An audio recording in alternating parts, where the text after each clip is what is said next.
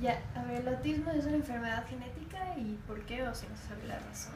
Primero, el autismo per se no es un diagnóstico como tal, sino es una manifestación de otra causa de base subyacente. En el 80 al 90% existe una base genética. Hasta el momento se han determinado más de 500 genes que están mutados y que tienen relación directa con el autismo. Entonces sí, en el 90% existe una causa genética de base, pero en el Ya, 10% restante hay otras causas, como por ejemplo problemas perinatales, o sea, tanto de embarazo como parto, que predisponen para que el niño tenga una conducta autista, y así otras causas como enfermedades metabólicas o enfermedades infecciosas que pueden generar como una manifestación el autismo secundario a la causa inicial. ya. ¿Mm? Pero esas causas que usted dice prenatales, o sea, ¿cómo es porque Eh, la madre ingiere algo? no necesariamente, no necesariamente. Te explico de mejor manera.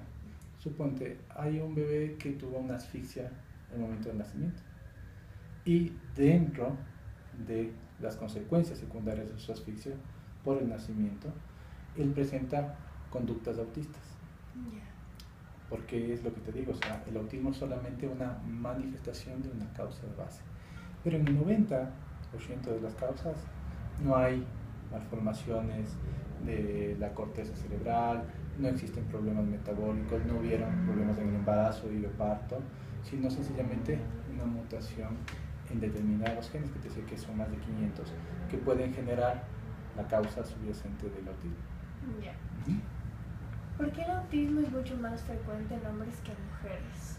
Existe una teoría que es bastante importante en la cual se sospecha que los bebés están expuestos a una excesiva producción de testosterona por parte de la madre. Y esta excesiva producción de testosterona lo que lleva es que el cerebro tenga una conformación distinta en el caso de los bebés y los niños que tienen autismo. El cerebro de los hombres y de las mujeres es distinto. Lo que existe acá es un desarrollo mayor de determinadas áreas específicas en el cerebro de los autistas. Y este desarrollo mayor lleva a una conexión anormal en los circuitos neuronales.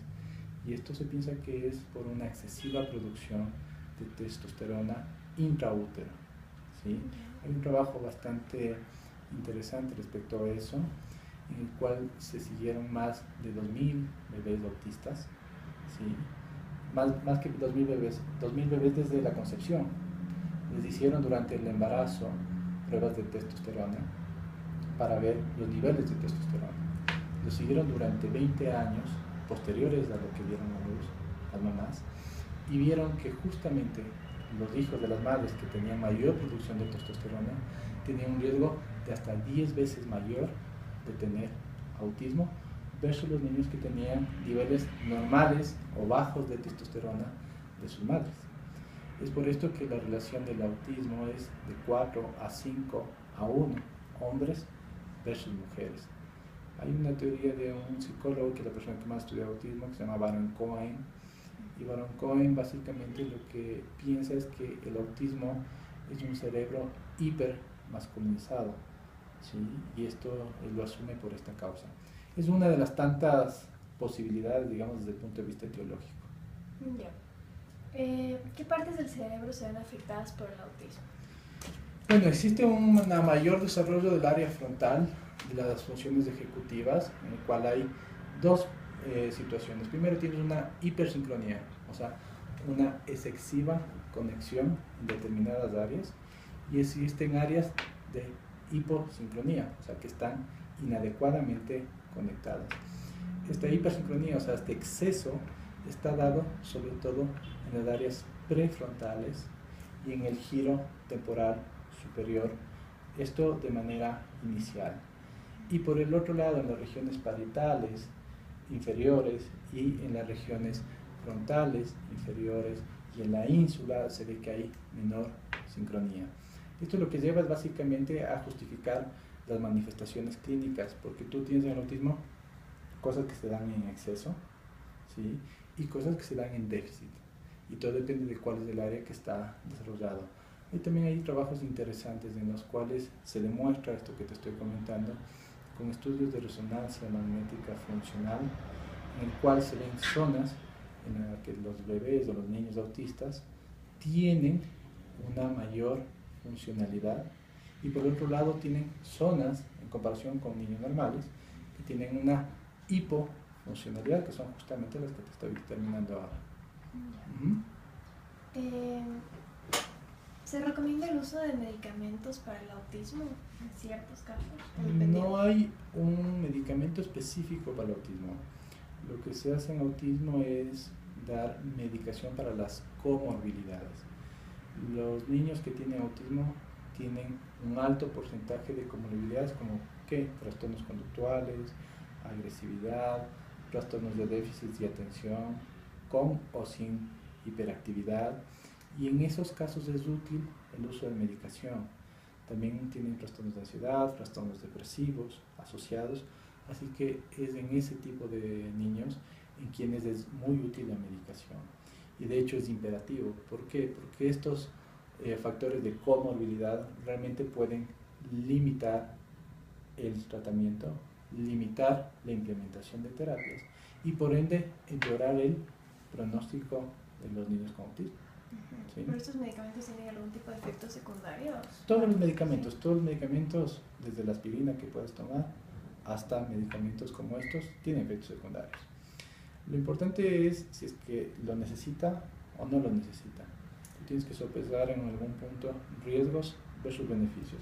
Cabe la pena decir que la mayoría de estos son bien tolerados, o sea, no presentan efectos adversos.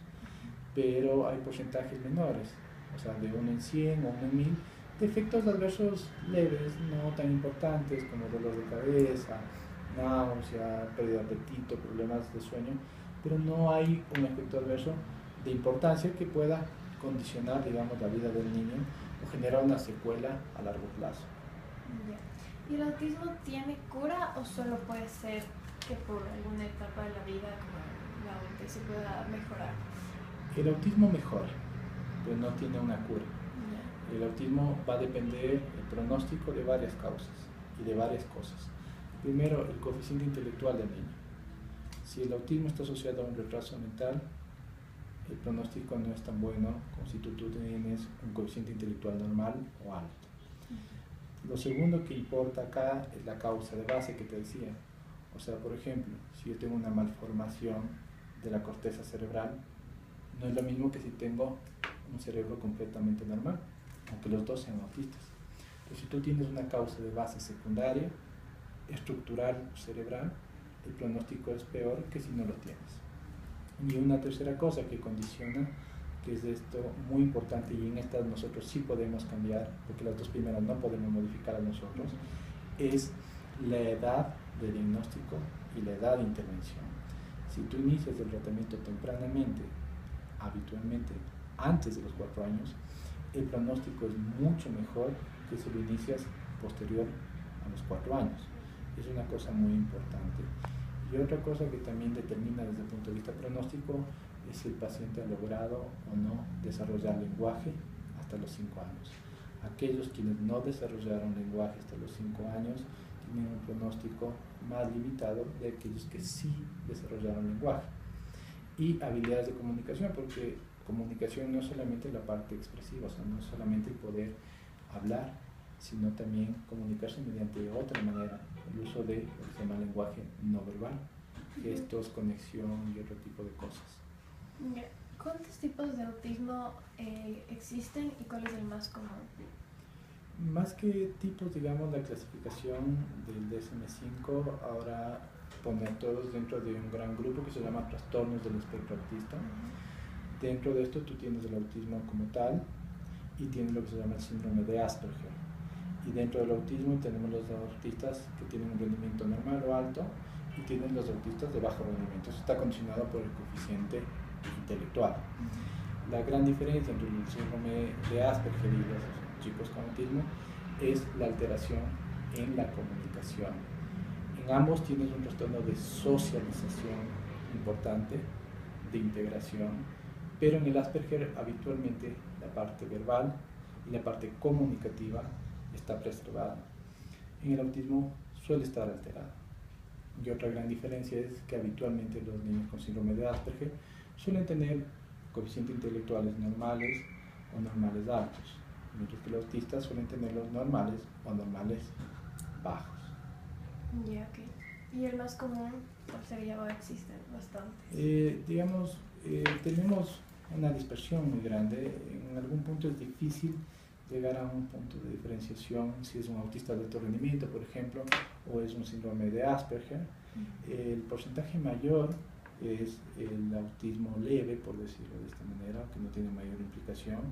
Se dan números importantes que yo pienso que hasta cierto punto están algo exagerados, pero la frecuencia y las tasas de diagnóstico han aumentado de sobremanera y se dan porcentajes de hasta 1%, o sea, 1 de cada 100 personas tiene algún tipo de rasgos de un trastorno del espectro autista. Ya, ok. Eso sería todo. Bien.